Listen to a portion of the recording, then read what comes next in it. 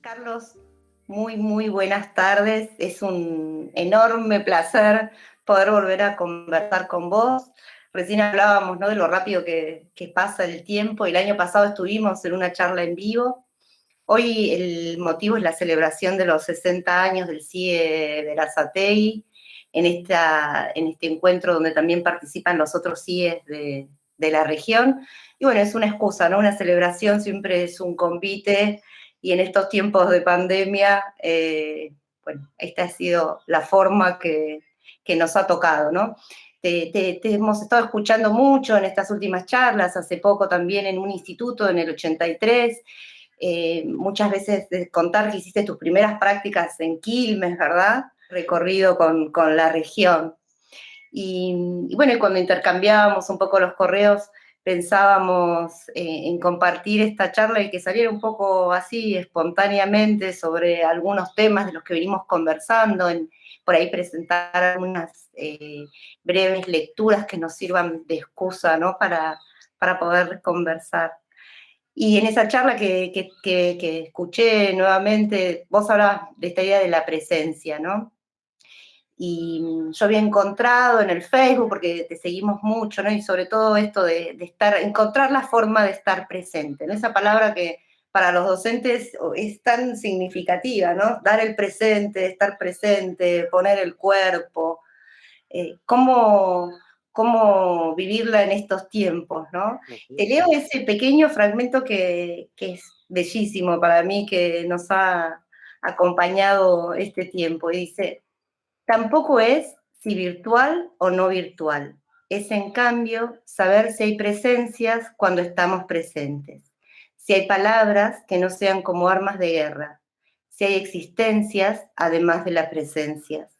Contar a otros, contarnos, contar con otros, las vidas que podrían ser, si de verdad nos diéramos vida. ¿Cuándo Bueno, escribiste eso? escuchado es distinto a escrito, ¿no? Es curioso el efecto que provoca escuchar palabras que se suponen son mías, pero no en el sentido de propiedad privada, sino que de alguna manera en ese orden o en esa estructura alguna vez las escribí. Eh, siempre creo bueno, que el lenguaje no es una propiedad privada y que por supuesto me alegra cuando algo se disemina más allá de mi autoría, incluso cuando no se reconoce la autoría, no tengo ningún problema con ello.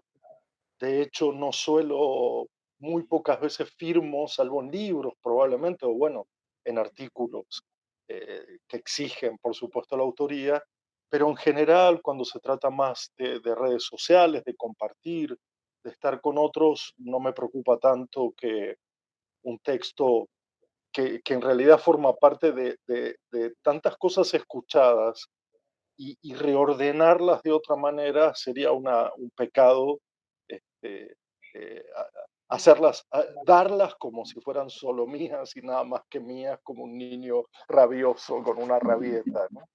De paso, bueno, quiero aprovechar para celebrar con ustedes los 60 años y que hayas rescatado ese texto que es como una especie de eco abreviado de tantas cosas escuchadas, sentidas, percibidas durante este último tiempo. eh, bueno, me hace pensar una vez más en la cuestión de la presencia, del estar presente, eh, porque últimamente estoy dándole muchas vueltas a la atención. Fíjate que quizá en toda esta tramitación de cómo damos clase, de cómo hacer escuela en un formato o en una modalidad no habitual, en cómo otra vez hacernos presentes en el presente, porque ese es el gran juego, ¿no? El gran riesgo. No cómo hacernos presentes solo, esperando que alguna vez se nos recuerde o se recuerde algo, que también, y por eso yo hablaba mucho de la huella, ¿no? De cierta trascendencia en el presente. pero exacto. en lo inminente, en la inmanencia, en lo que es aquí y ahora, el arte de hacerse presente, a mi modo de ver, requiere de un cierto cuidado. Que me ha pasado mucho el año pasado y en parte en este, una sensación de que valía cualquier forma dentro de la forma llamada virtual. eh, y yo sentía un poco de resistencia, aunque caí también en la trampa, como tantos, por el agotamiento, por el exceso de trabajo, por el adaptarse, por el acomodarse, y sin embargo no dejo de marcar el hecho de que nunca vale cualquier manera, que las maneras, los modos, son a la vez éticos y son estéticos, y que yo creo que buena parte de lo que hacemos se resume en esa frágil combinación, en esa combinación ético-estética que no es técnica, ¿no? Y en ese sentido es que creo que lo tenemos que cuidar un poco más, porque de eso depende muchas veces la atención que se nos presta y la atención que prestamos, el modo de estar atentos al otro, en el sentido de darle al otro un lugar y un tiempo que tal vez no tenga. Sí, pensaba sobre todo en esto de último tiempo, ¿no? Ese debate de presencialidad, virtualidad, ¿no? Cuando uno, a veces parece que vamos encerrados en esas dicotomías, cuando en realidad vos planteabas que también hay como formas de pensar esa presencia, que no Sí, necesariamente tiene que ver con si es virtual o presencial. Y decías también que es como un arte de la presencia. Uno puede estar presente en un cuerpo y estar en una clase aburridísima, ¿no? Y repetirla, y ahí no hay quizás presencia. sí, Quizás en sé una que clase virtual ocurren cosas, ¿no? Como donde uno realmente conecta, esto que decís, ¿no? Esto que, la idea bueno, que es la otra, ¿no? La idea de la experiencia, ¿no? Algo que de pronto nos cambia o que hace que ese momento irrumpa algo diferente. Y que quizás no sea tanto esta discusión de si es presencial o virtual, sino qué hacemos con esto que vos decís, ¿no? Con el estar presentes. yo diferenciaría, Mariana, dos Ujú. niveles. Hay un nivel coyuntural que nos está exigiendo debatir la oposición entre lo virtual y lo presencial, Claro, por muchas razones, y yo no me voy a sustraer de esa discusión, pero creo que hay otro plano de esa discusión, menos coyuntural, eh, y que quizá por eso mismo también sea interesante, porque no está atado a la noticia, a la información, al día a día, y por lo tanto no se va no va a desaparecer como cualquier otra noticia. O sea, seguirá siendo un problema una vez resuelto el problema coyuntural, y que tiene que ver con que quizás todo esto nos haya hecho pensar en si la presencialidad nos hacía presentes, si la virtualidad nos hacía virtuales, si todo se resuelve en fáciles silogismos de este sí, tipo, o si podemos trascender un poco esa discusión, eh, y no porque yo quiera jugar ni a favor ni en contra de nada, porque eso justamente sería lo coyuntural, sino a pensar, a interrumpir un pensamiento que está naturalizado. El deseo de lo presencial está clarísimo, porque no tiene que ver solo con la escuela, tiene que ver con la vida en comunidad, tiene que ver con salir de los hogares, mejores o peores, tiene que ver con desprenderse, tiene que ver con ir, con salir, con ir a la ciudad, con ir al barrio, con transitar, con caminar, con tantas cosas tiene que ver. No con consumir, que es el problema, es otro tipo de problemas, pero que también es un problema educativo y formativo. Entonces hago como un llamado humilde, austero, a no responder a todo de una forma agrietada, porque hay algo que supera esa grieta, y si lo supera quiere decir que ahí podríamos encontrarnos, que es a debatir cómo en nuestra experiencia de la presencialidad ahora podemos percibir que hay formas de estar presente que no crean presencia y que no dan paso, que no habilitan, que no abren el juego a la presencia de los demás, y por lo tanto, y por ende, y como resultado a su propia existencia. ¿Qué hay de nuestra existencia cuando dábamos por naturalizado el hecho presencial. Quizá lo que se agrega ahora es un llamado de atención, no una polémica sobre si es mejor o peor lo presencial que lo virtual, sino un llamado de atención a que la presencialidad, las formas de la presencia, exigen también una formación, exigen también una elaboración y una reelaboración de eso que llamamos el arte de la presencia, que incluye además el arte de la distancia y la cercanía, de lo próximo y de lo lejano, de lo familiar y de lo ajeno. Y entonces hay allí un enorme caudal de posibilidades de pensamiento que la coyuntura es siempre un obstáculo, siempre lo impide, porque es urgente, urgente, digamos, porque necesita resolver y administrar la próxima hora. Y yo digo que sí, que hay que meterse en esa discusión, que es válida, y como también pertenezco a una facultad que hace muchos años, casi más de 2 décadas, transita en el plano de lo virtual, pero no lo virtual, sino de la educación a distancia, que Ujú. creo que es otra experiencia, porque no estaba emparentada con esta polémica. Jamás yo he escuchado ni he dicho que haya ahí algo mejor o superior o más progresivo o más novedoso. Simplemente lo consideramos otro tipo de experiencias, que no Totalmente. ocupa el lugar de la presencialidad, simplemente dona, ofrece, pone en juego una experiencia que la presencialidad, dado su alcance, no podría llegar. Y en un nivel de posgrado, por lo tanto, no discute, no entra en una polémica acerca de lo mejor o lo peor, lo más avanzado, lo más retrógrado, el futuro y lo anacrónico, sino que creo que siempre hay que multiplicar las posibilidades. De eso se trata.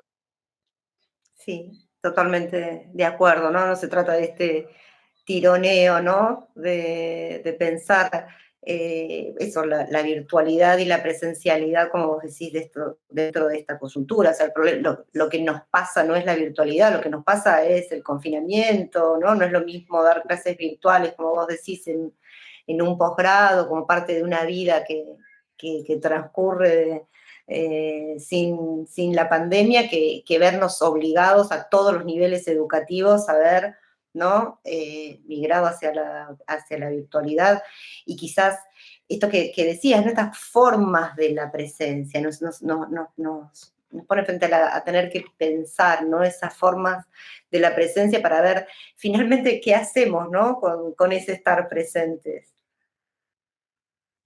Sí, subrayaste mucho mejor que yo que el problema no es la virtualidad y no es la presencialidad, es sobrevivir. Así Exacto. que desde ese punto de vista, no, nada para decir y nada para embrollar, digamos, nada para complejizar, sino la posibilidad de seguir respirando. Dicho esto, me parece que cuando uno habla de las formas, de los modos, de las maneras, parece ser un poco superficial, ¿no? Como si uno estuviera hablando de poca cosa, como si uno estuviera hablando apenas De las apariencias. de las apariencias, sí, de cómo disimulamos o cómo simulamos o cómo ficcionamos o cómo realmente estamos. De tal modo que para mí, bueno, primero, no hay nada superficial ni vano ni ingenuo en poder hablar de los modos, de las formas.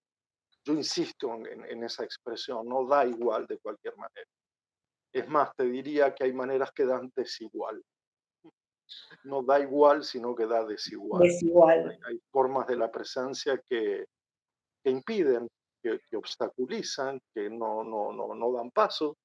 Y hay formas que evidentemente lo que pasa es que se tienen que transformar en narración para poder pensarla comunitariamente. No puede ser apenas una experiencia individual. Para mí ha sido un motivo de mucho trabajo personal, mucho trabajo colectivo, de qué significa dar clase, de cómo se llega a dar clase, de qué es estar en medio de una clase, con otros, delante, al costado, qué se lleva a la clase, si se va con lo opuesto o por el contrario, si ir con lo opuesto hace notar un cierto desapego, una cierta indiferencia. Si en esas horas en que estamos en clase no hay exterioridad y todo es pura interioridad, si eso no se transforma en una exigencia demasiado alta para los demás, los libros que uno lleva, los objetos que uno utiliza, la escritura, la lectura. Yo lo que quiero decir con esto es que para mí ha sido esencial pensar, elaborar, reelaborar.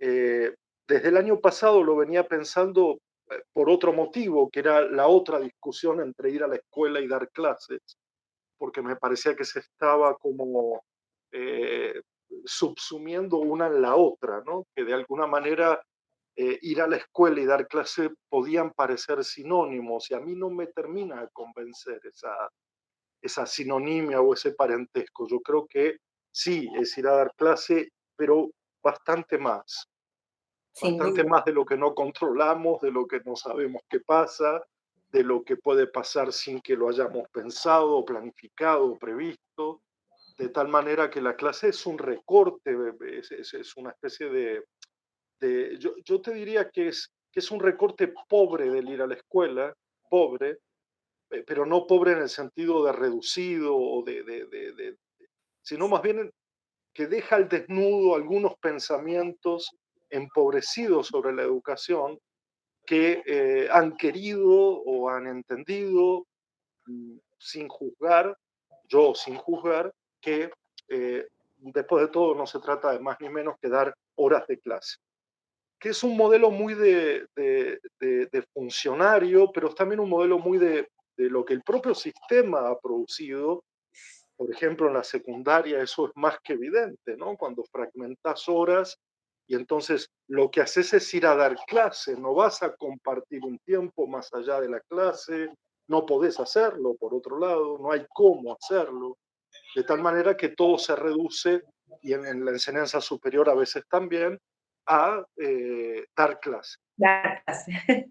Y yo Sí, creo que es muy hermoso dar clase, ojo, es decir, que no me sí, sí. parece nada reprochable, al contrario, yo quiero dar clase, pero porque lo pongo en el contexto de ir a una institución educativa y dar clase, ¿no?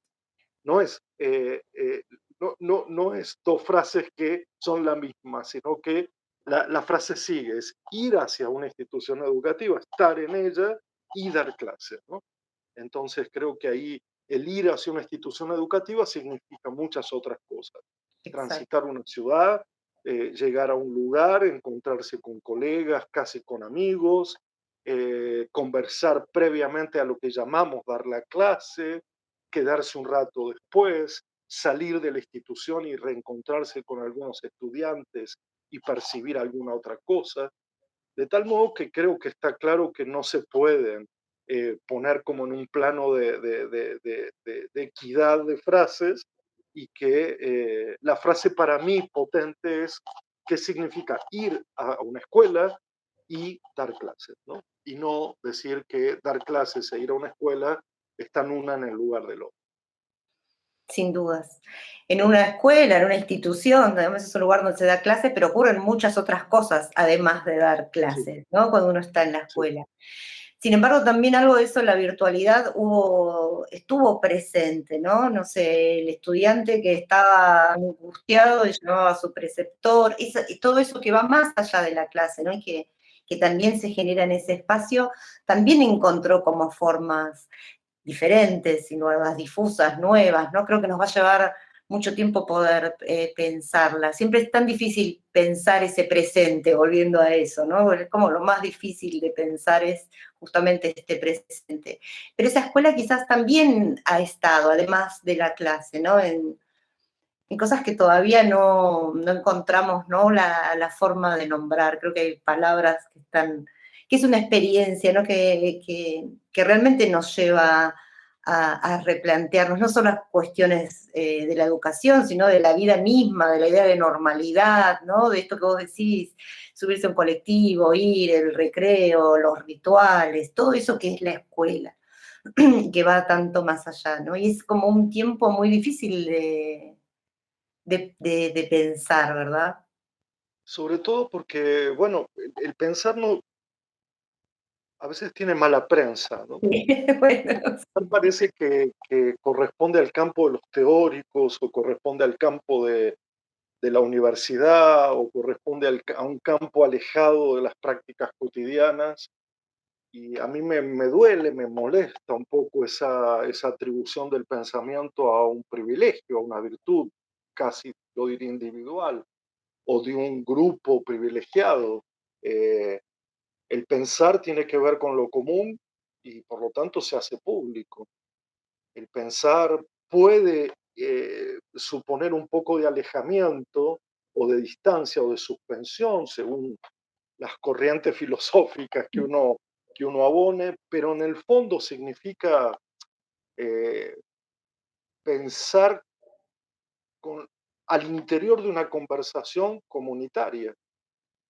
Por más soledad, por más enclaustramiento, por más estudio personal, todo lo que uno toca, absorbe, se pone a pensar, corresponde al orden del mundo y de la vida. Entonces, yo creo que por un lado hay mala prensa, pero por otro lado creo que las instituciones han separado el hacer en las escuelas y el pensar en la universidad de una manera muy arbitraria, muy caprichosa, ¿no? Y que esa relación tiene que encontrar su mejor estatuto, tiene que, y de hecho hay sobrados ejemplos de que podemos pensar juntos y hacer juntos, o que pensar ya es un hacer, o que hacer es pensar, de tal manera que yo licúo mucho esa discusión en los términos sí de poder, ¿no? Sí de atribuciones de poder, pero no en lo que corresponde, por ejemplo, a mi experiencia, donde no paro de pensar en voz alta. Antes de la virtualidad ya lo hacía, pero lo hago también ahora, de otra manera, porque pensar tiene un origen que no es personal y tiene un destino que no es personal. Es decir, pensar proviene de conversaciones o lecturas precedentes y conduce a un porvenir colectivo. Y esa es la forma que también vos te referís, a la cual, bueno, pensar en el presente es impensable, pero hay que hacerlo, y quizás haya algo de la forma de las escuelas, de la forma de las instituciones, que lo permita, que es la posibilidad, no digo que sea cierta siempre, de estar en comunidad y no de estar en soledad, ¿no? No reniega a la soledad, pero propone la comunidad. Y entonces ya la forma comunitaria daría condiciones para pensar públicamente. Eh, Después de todo eso era el origen también de una idea de lo público, ¿no? Que es justamente quitarse de lo privado, de lo sigiloso, del secreto, de lo confesional y pasar al campo de lo democrático, lo transversal, lo plural, lo múltiple y lo público, claro. Entonces, en ese pasaje es que tenemos que estar atentos de cuando un pensamiento tiene como beneficios propios y cuando un pensamiento obedece al orden de la gratuidad, del desinterés. Es decir, que no te pido nada acá por mi pensamiento. No pienso para ganar algo, no pienso para triunfar y ser exitoso. Pienso porque algo me duele, porque algo me molesta, porque algo, sobre todo, interrumpió mi pensamiento tal como estaba. exacto. Yo Por pensaba eso en creo en eso, la ¿no? palabra interrupción, La Mariana, la palabra interrupción. interrupción, que Claro, también fue algo que nos ha pasado como experiencia este año y meses. La palabra interrupción, algo se interrumpió en nuestras vidas, en las escuelas, todo, en el mundo, algo está interrumpido, en el cuerpo, algo está interrumpido. sí, sin dudas. Pensaba justamente eso, ¿no? Cuando te decía lo del pensamiento y te escuchaba recién, eso de que en general lo que hacemos por lo general no sería pensar, sino más bien el pensamiento como esa irrupción, ¿no? Cuando algo ocurre y todo lo que sé no me sirve para nada, digamos, ¿no? Porque ahí todo lo que yo aprendí para dar clases en el profesorado, un día resultó que tenía que hacer algo totalmente diferente. Claro. Ese pensar más bien como algo vinculado con la intemperie, ¿no? Con la idea de estar como en un lugar desconocido y que además sacude y que más bien la pregunta sería, ¿cómo no pensar? ¿No? ¿Cómo en este contexto no pensar? Y esto que decís que es que suena tan lindo, ¿no? Esta idea de la comunidad, de la pluralidad, pero sin embargo, qué difícil y qué incómoda es a veces la comunidad, ¿no? Porque también de esto se ha visto cuando uno veía a los profesores que decían, sí, yo quiero dar clase, pero le quiero estar solo en el aula virtual, ¿no? De no como que a veces parecía que esto que siempre decíamos, no, bueno, no trabajamos juntos porque no coincidimos, porque no dan los horarios, y de pronto lo difícil que es no solo pensar con otros, ¿no? A la vez es imprescindible y es necesario, como vos decís, siempre pensamos con otros, estén presentes virtualmente en un libro, o en la gente que conocí, o siempre hay un otro en ese pensamiento. Pero esa idea de comunidad, ¿no? También genera a veces uno piensa que en la idea de comunidad y de lo común todo es perfecto, y no, es justamente un lugar incómodo, A ver, lo, innecesario. lo podríamos poner en estos términos. A ver, Primero, ¿es el acontecimiento el que crea el pensamiento o es el pensamiento el que crea el acontecimiento? El pensamiento. Yo lo que creo es que es el acontecimiento el que crea el pensamiento. claro. Porque el acontecimiento es la desnudez, es la fragilidad, es el temblor, es la sacudida, es la perturbación, etc. Yo no puedo crear, no es voluntario No, de alguna manera el pensamiento. Lo que es voluntario es el estudiar, lo que es el voluntario es el leer, que permite frente a un acontecimiento quizás apelar a darse cuenta de otra manera o a tener mejores o mayores instrumentos para sostener ese acontecimiento, no para liquidarlo, no para anularlo. Pero lo inmediato también es que cuando uno habla de comunidad, parece como si la comunidad fuera una ronda y estemos tomados de la mano sí, y en esa ronda haya, al estilo naif, eh, una armonía y persona paz. de una tribu indígena, una persona en silla de ruedas, una persona negra, una persona, una mujer, un hombre, un niño. Y eso lo hace muy bien la publicidad, pero no tiene que ver con nosotros, no tiene que ver con nuestra experiencia. Y tampoco tiene que ver con reproducir esas imágenes publicitarias de la comunidad como familia en un hogar con un perro, digamos. Esto yo me alejo completamente de esa idea de la comunidad, porque justamente creo que si la comunidad no es la antítesis de la diferencia, al contrario, la comunidad implica la diferencia. Y por lo tanto de armonía hay poco y nada. La búsqueda de la armonía es una pretensión idealizada de resolver los conflictos, de acabar con ellos, como si no hubiera perturbaciones en el horizonte, ¿no? Es un poco una falsa idea de utopía. Y por eso yo creo que hay que, bueno, no es una imagen más o menos realística o más o menos detallada, también es una imagen cinematográfica, literaria, filosófica, pedagógica, encontrarnos como una comunidad no de pares. No se trata de esa comunidad fraterna como si se tratara de una secta o de una logia, sino que se trata de la exposición y la explosión de diferencias. Por eso es una comunidad en tensión, es una comunidad porosa. Nunca hablaría yo de una comunidad eh, cuyo destino es la armonía final. Eso me da más la impresión de un cementerio que de algo vivo, ¿no? Que de algo vivo. Tal cual. Sí, no podría pensarse una comunidad sin la idea del desacuerdo, ¿no? De poder, ¿no? Porque pensamos a veces, bueno, para la filosofía el desacuerdo es el lugar justamente de la potencia y del pensamiento y del encuentro, ¿no? Sería muy aburrido si todos pensáramos igual y estuviéramos, como decís, en esa imagen de armonía y paz, además de, no se trata de, digamos, de solucionar el conflicto, sino justamente de esa potencia, ¿no? Que permite Pero, Mariana, hay algo que a mí me parece que subyace y que yo no puedo renunciar, que es la búsqueda cooperativa. cooperativa. Quiero decir, claro que hay desacuerdos y que los desacuerdos hay que explorarlos, hay que detallarlos.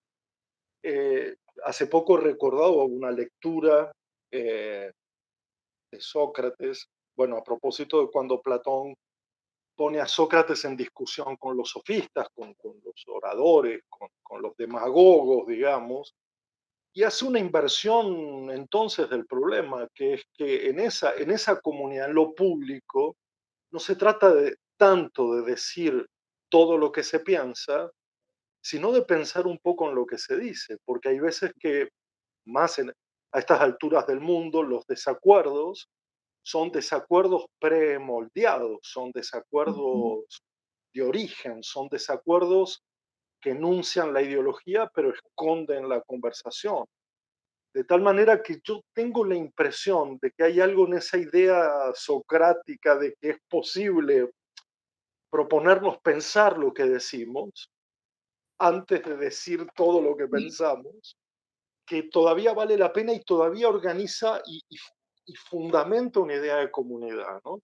Que él la llamaba la búsqueda cooperativa de la verdad. De alguna manera, la verdad, yo sé que también es un asunto demasiado serio y no habrá la verdad, una verdad, sino las verdades, pero al mismo tiempo no está mal esta expresión, ¿no? Vamos en búsqueda cooperativa, bueno, del saber, del conocimiento, del juego, de la acción, de la lectura, que no sea la verdad, pero sí una búsqueda cooperativa de lo común. ¿Eh? Y Seguro. frente a la idea de lo común, por supuesto que siempre hay desacuerdos, porque no es un molde. Y me parece que ahí interviene la otra polémica y la otra discusión apasionante de esta época, que es cómo relacionamos la función le es otorgada a las instituciones educativas con su forma. Digamos, yo yo últimamente le he prestado, bueno, hace bastantes años, mucha más atención a la forma de lo escolar que a la función. Porque, digamos, me parece que la función es un debate que por momentos está agotado o por momentos cae en un sentido común, no de lo común, sino común, y que creo que la forma de las instituciones todavía da mucho para pensar, ¿no? Esa forma cambiante, mutante, por supuesto, interrumpida ahora, continua y discontinua, pero que al mismo tiempo mantiene una especie ritualizada desde la Academia de Platón hasta nuestros días, que es esa forma justamente democrática y plural de estar en un espacio y tiempo compartido, no del tiempo compartido de los empresarios, quiero decir del tiempo común, ¿no? Del Sí, tiempo en el que estamos juntos. de estar juntos. ¿Y qué hacemos en Es, ese tiempo, no? Sigue siendo la pregunta sí. de la escuela. ¿Qué hacemos en ese tiempo que estamos juntos? Sin lugar a Bueno, dudas. hay tanto para hacer que yo creo que eh, ha habido como mucha discusión previa al que hacemos, o damos el hacer como ya consabido, ya supuesto, que se va a la escuela en alguna época para aprender a leer y escribir, en otra época para aprender a ser ciudadanos, en otra época para ser Para buenos salir al mundo del trabajadores. trabajo. Yo creo que ahora la idea de función de la escuela se ha emparentado demasiado con el de preparar.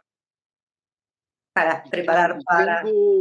tengo en mí esa sensación, quizás sea provisoria, de que preparar es postergar, que Ujú. preparar es para después, no es para ahora, no es para aquí. Y así no estamos muy juntos, que digamos, o estar juntos significa otra cosa, ¿no? Sí, Entonces creo que entre el preparar y el acompañar, el cuidar, el hacer, hay diferencias sustanciales. Y quizás de todo esto que nos ha pasado pueda surgir, primero, ponerse en relieve esta discusión, pero quizá pueda surgir otra función u otra forma. No lo sé todavía, ni sí. estamos aquí para ese juego futurológico, pero sí que creo que la discusión está en carne viva. Eh, Quizás algunos no lo perciban, pero yo creo que se está poniendo en juego un poco eso de eh, cuando se habla de la esencialidad de la escuela, muchas veces el argumento tiene que ver porque si no, no habrá futuro, o porque no estamos preparando para el futuro, o porque no le estamos dando los aprendizajes significativos para que se prepare para el futuro. Y sin embargo, siempre lo que causa sentido es y el presente tal cual. Pero eso va otra vez, ¿no? Como a los momentos fundacionales de la escuela, ¿no? Esto de preparar para la poli justa, no porque Ujú, quizás sea lo importante los niños hoy, sino por el ciudadano que va a ser, ¿no? Y todos esos seguro, discursos donde la función está puesta adelante, ¿no? En lo que va a ocurrir en, no sé, en la vida adulta, en el mundo del trabajo, y no en el presente. O sea que ahí volvemos, ¿no? A esta idea de, bueno, ¿cuál es el presente, ¿no? Si la función no tiene que ver con preparar a alguien para algo que va a venir después, que además, más en este mundo, ¿quién podría saber qué va a necesitar alguien, ¿no? Que se va a incorporar seguro. al mundo adulto dentro de 15 Además, años. Mariana, porque el presente es insoportable muchas veces. Para Exacto. muchos, demasiadas veces. Eh, es insufrible, es insoportable, es impostergable, pero es insoportable. Ujú. La precariedad, ¿no? La precariedad con que se trabaja, la precariedad en la que están los estudiantes, la precariedad de los educadores y las educadoras. Y entonces el presente es controversial. El presente es a la vez lo que puedo y es también la más pura impotencia. Las cosas no salen bien, no las hacemos bien, no las podemos hacer, las condiciones no están dadas, eh, los alumnos llegan con hambre, eh, o no están, o están en otro lugar, o quisieran estar en otra parte que no aquí. Entonces, ahí hay una síntesis que es de difícil conclusión, que es si el presente es insoportable e impostergable al mismo tiempo y es con lo que contamos, estamos sumergidos en el sentido y en el sinsentido todo el tiempo. Y eso es lo que hay que acompañar y eso es lo que hay que cuidar para que resolver esta paradoja no sea darle paso a lo insoportable solamente. Hoy recordaba aquella fantástica frase de Albert Camus a propósito de existen los humillados y también existe la belleza. Eh, es decir, ese es el presente, ¿no? De alguna manera, atender ambas cosas. Y eso a veces no se entiende del todo bien cuando también se menciona la belleza, cuando también hay aspectos del mundo que valen la pena, cuando también vale la pena el mundo y la vida. Y entonces creo que están las dos cosas al mismo tiempo y hay que ver cómo las resolvemos. No hay que ocultar la belleza a los humillados, pero que la belleza no oculte la humillación. No oculte la humillación. Eso. Pensaba, ¿no? Cuando decías esa frase me acordé de la insoportable levedad del ser, ¿no? Me parece que justamente el presente pone en manifiesto eso, ¿no? Eso que es efímero, que está como todo el tiempo a punto de perderse, o justamente pensar el presente como algo, ¿no? Que cobra vida y que queda para siempre, lo que decías al principio, ¿no? Estar presente en la posterioridad, ¿no? Y nos jugamos, me parece, siempre en esa levedad o en esa gravedad, ¿no? De ese ser presente.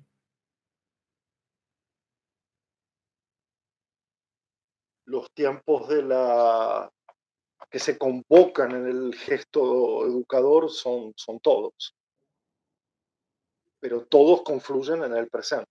Ujú. Y es allí donde algo tiene que tener sentido. Yo no digo un sentido eh, claramente expuesto, formulado, definido, terminado, acabado.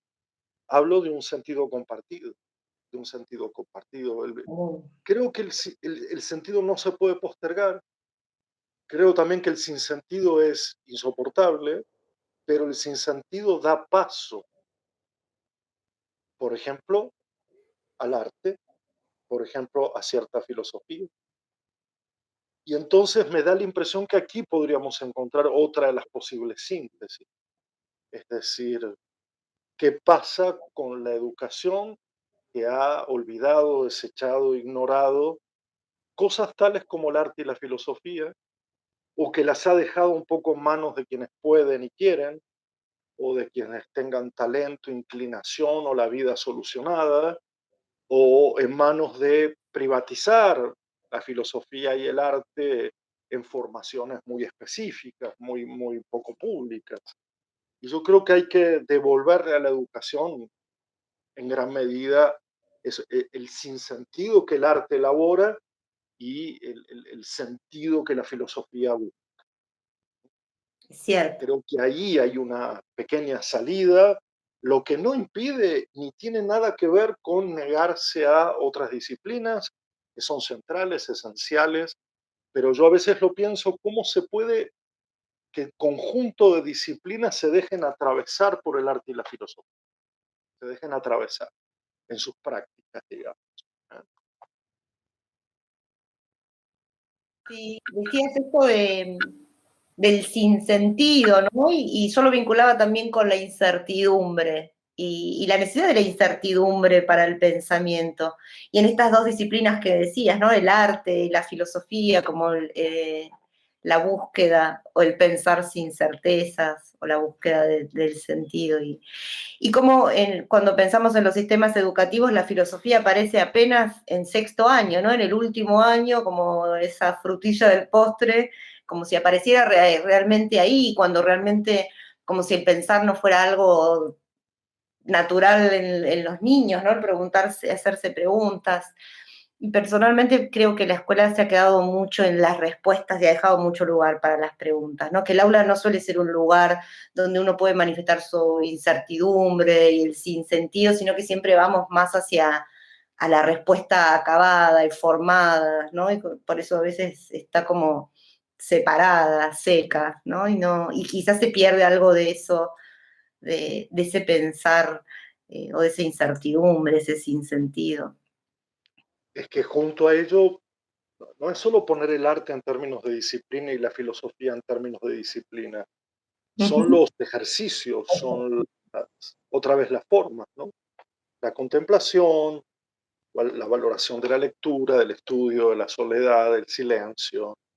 Es antiepocal, va en contra, va en otra dirección que lo que la época está exigiendo como criterio de adaptabilidad, que por eso se responde de una manera agotada y enfermiza, porque evidentemente la exigencia adaptativa nos está consumiendo, nos está consumiendo. Entonces, cuando uno propone alternativas no adaptativas, ¿eh? Que no hablan de la exigencia que este mundo te plantea y les propone a las nuevas generaciones, es un modo de rebelarse contra los atributos que esta época te plantea como naturales, como los únicos existentes. Y creo que la educación entraña algo de un gesto de rebeldía con su época, a la que mira un poco como con desconfianza o a la que por lo menos tiene que pensar para poder elaborar qué hace en relación a ella. Si la época te exige preparación para el futuro, quizá haya que revelarse esa idea. Si esa exigencia consiste en la aceleración, la destrucción de la subjetividad, la pérdida de la infancia, la prisa para nada, el consumo o la falta absoluta de consumo, en fin, yo creo que ahí hay una punta también interesante para preguntarse cuánto la educación se adhiere a la época o la resiste, Con ¿no? la O resistencia. se revela o simplemente hace otra cosa que no lo que la época reclama como uniformidad adaptativa. Sí, volviendo otra vez a los binomios, ¿no? ¿Para qué educamos? ¿Para reproducir o para transformar, ¿no? Como pensábamos otra vez, ¿no? Sin llevarlo a ese extremo. Decir, bueno, ¿cuál es la función de la educación? ¿Adaptarse para el mundo con todas sus injusticias y sus formas o resistirlo? Y eso Sí, también. o hacer otro mundo, como O hacer muchos han otro mundo intentado hacer, posible. ¿no? Un mundo ligado a la tierra, al cuidado del planeta, a ir contra el sexismo, el machismo, el patriarcado. Hay tantas formas de evitar la exigencia adaptativa porque no creemos en ese mundo o porque creemos que ese mundo es destructivo. sí, De tal modo que me parece que es razonable por lo menos poner ahí un paréntesis y decir, si toda esta idea de continuidad es una continuidad hacia el abismo, si continuar y si acelerar el paso no significa justamente contribuir a la caída abrupta, abismal de toda una población o de toda una generación. Así que creo que ahí hay resabios o vestigios para pensar eh, qué podríamos hacer que no sea bajo el influjo de una exigencia adaptativa o peor aún de una exigencia de rendimiento, que siempre es controversial y paradojal, porque una exigencia de rendimiento nunca es la misma y nunca se sostiene en el tiempo. Eso es lo que pretende el mercado justamente, ¿no? Mutar las exigencias de rendimiento que hoy son la innovación y la creatividad, pero mañana serán la obediencia y la sujeción.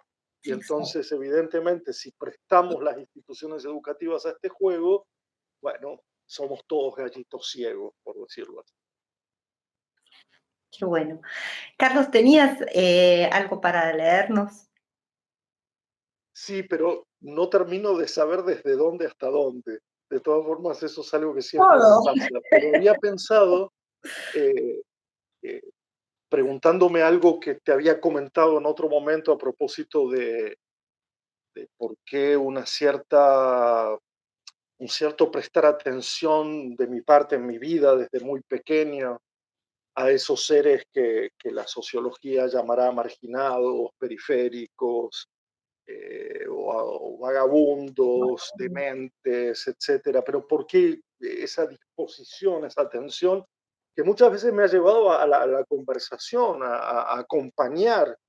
eh, y ahora estoy escribiendo sobre eso, y había recuperado una frase de Pessoa, del poeta portugués, que en un momento dice, nadie, supongo, admite verdaderamente la existencia real de otra persona. Puede conceder que esa persona está viva, que siente y piensa como él, pero habrá siempre un elemento anónimo de diferencia, una desventaja materializada. Como esa sospecha, ¿no?, que permanentemente tenemos sobre otros de que no te permite la igualdad. Aquí puesta la palabra diferencia empezó como la diferencia en contra del otro, ¿no? Y que a mí me importa esa diferencia, pero en términos de poder hacer algo juntos, de poder acompañarnos, de poder cuidarnos. Y por lo tanto, sobre lo que estaba escribiendo, eh, esa idea de elogiar lo desacostumbrado, lo desacomodado, lo desencajado, la insistencia del desorden, la potencia de una vida que no es la mía ni puede serlo, reivindicar un mundo que esté más allá y más acá de mi austera percepción, el mundo de lo desheredado, lo olvidado, lo desechado, lo ignorado, lo abandonado, lo perdido, lo disuelto, lo escondido, lo disimulado. Sí. Tiene- es muy, muy lindo, ¿no? Y es esa idea de ese otro, ¿no? Y pensaba bueno, ese otro que lo acepto en la medida en la que encaje entre mis normas, ¿no? Y lo que vos estás diciendo es esa apertura, no sé, casi como la de la hospitalidad, ¿no? De no preguntarle al otro nada, no esperar nada, no ponerle límites, condiciones, como lo opuesto de tolerar sería, ¿no? Como aceptar al Sí. otro y Y ese encuentro con también ese otro que es es muy otro, ¿no? Que es tan otro que no hay forma que es tan otro que no puedo ni siquiera pensar con él, ¿no? Eso sería. eso, y también abandonar un poquito esa idea del ser y volver a un estado como que yo lo llamo más antropológico del estar, ¿no? Estar. Es esa discusión que alguna vez elaboró tan fantásticamente bien Rodolfo Kusch y que tiene que ver con la diferencia entre el ser y estar de las lógicas occidentales, no occidentales, ¿no?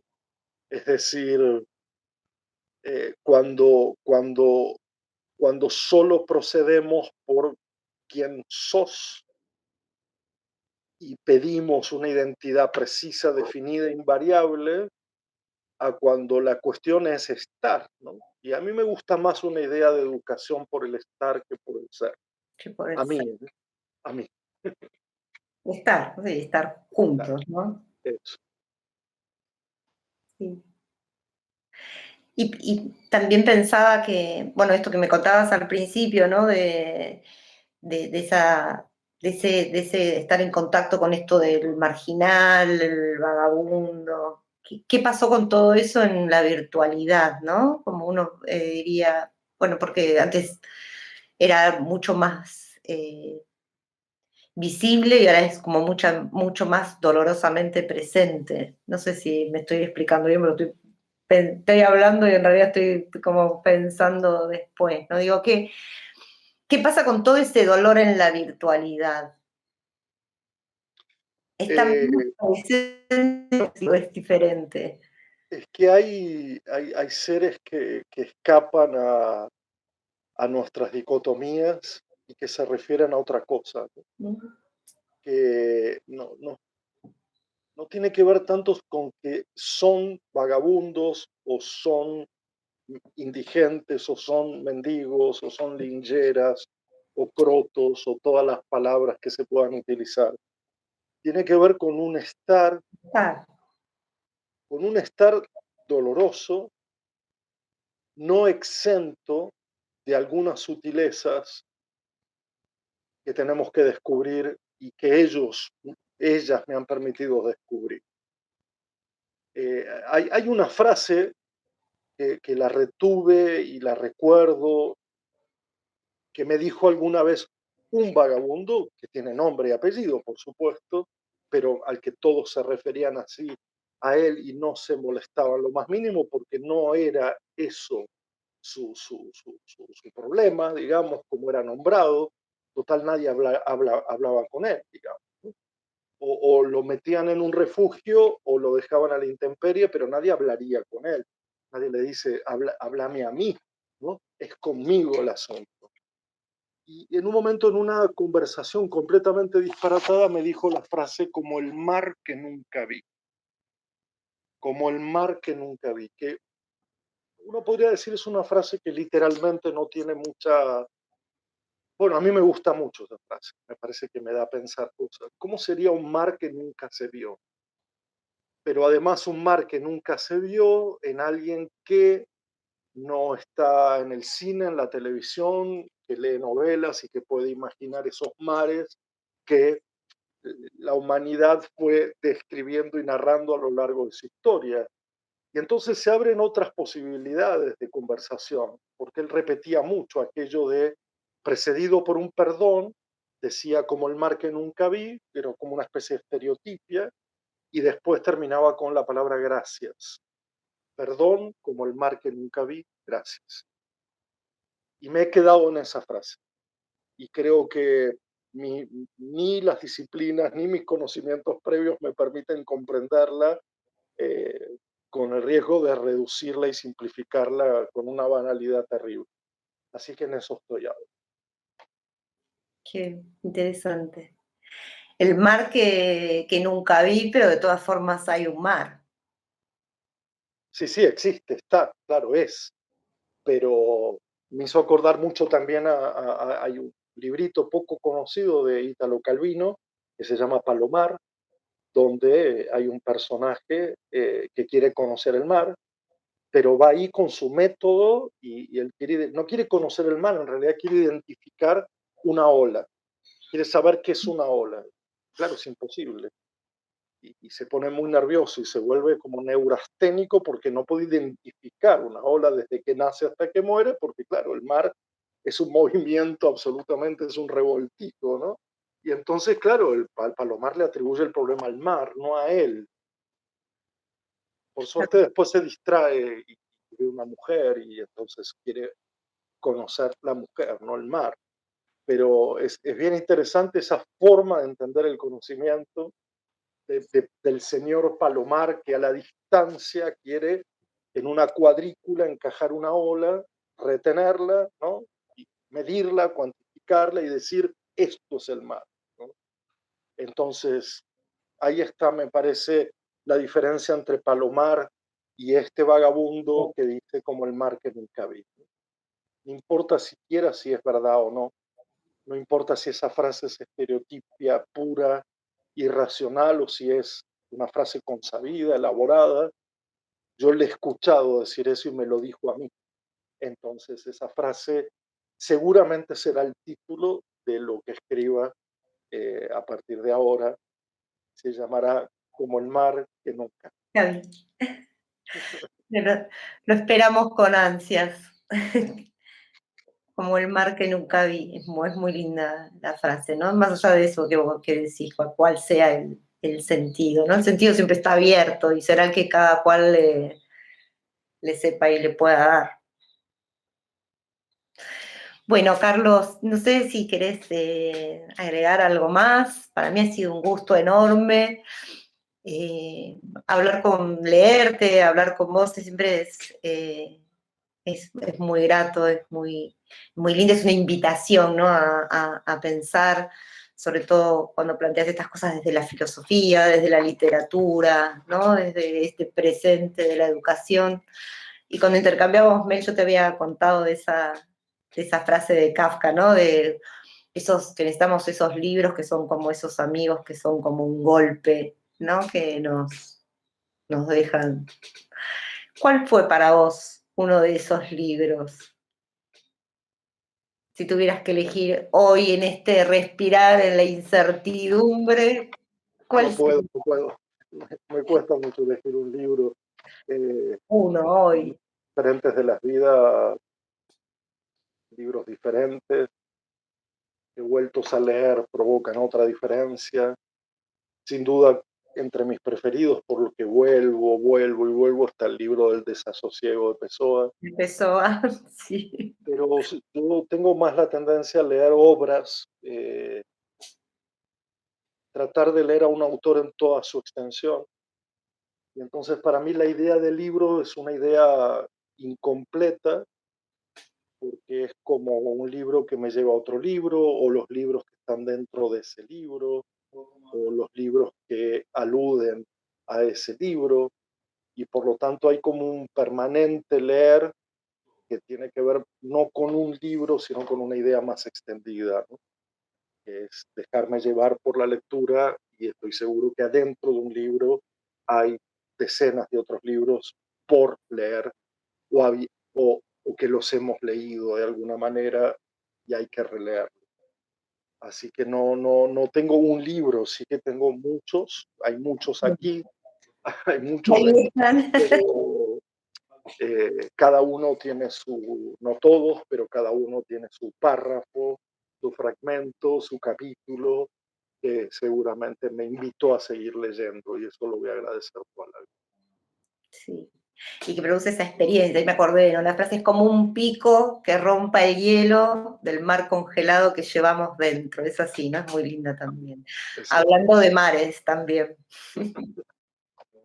Bueno, por alguna razón el mar es motivo permanente de todo, de todo. Permanente. Yo también te agradezco, Mariana, ha sido una conversación muy bonita, celebro los 60 años y espero que esta conversación sea una compañía, algo que pueda acompañar momentos, instantes, y que nunca voy a decir que sirva para algo porque no voy por ese lugar, pero sí que espero que para quienes la aprecien, la contemplen, eh, sea una conversación que quede en parte en la memoria y los acompañe por más. Exacto. Que los invitemos a formar parte de esta conversación, ¿no? Y que quizás escuchándola también puedan participar, estar presentes acá, estar juntos, estamos los dos pensando, ¿no? En todos esos docentes que de alguna forma también están porque es para ellos, ¿no? Para invitarlos a sumarse a esta conversación. Infinitas gracias, Carlos. Muchísimas gracias.